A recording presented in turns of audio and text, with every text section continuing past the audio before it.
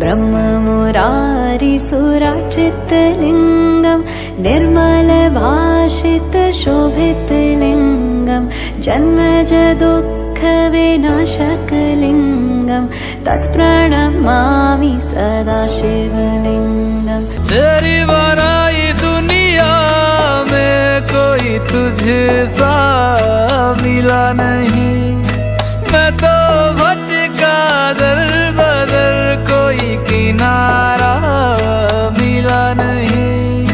जितना पास तुझको पाया उतना खुद से दूर जाना।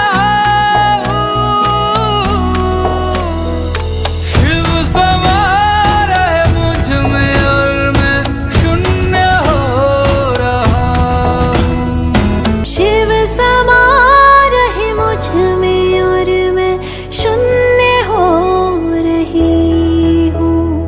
ओम नमः शिवाय।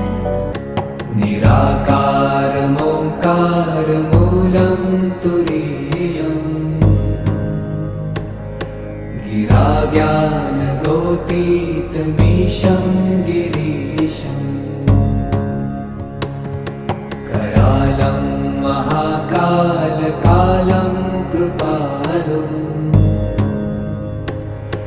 गुणागार संसारपारं नतोऽहम्। न पुण्यं न पापं न सौख्यं न दुःखम्, न मन्त्रो न तीर्थं न वेदा न यज्ञा। अहं भोजनं नैव भोजं न भोक्ता, चिदानन्दरूप शिवोऽहं शिवोऽहम्।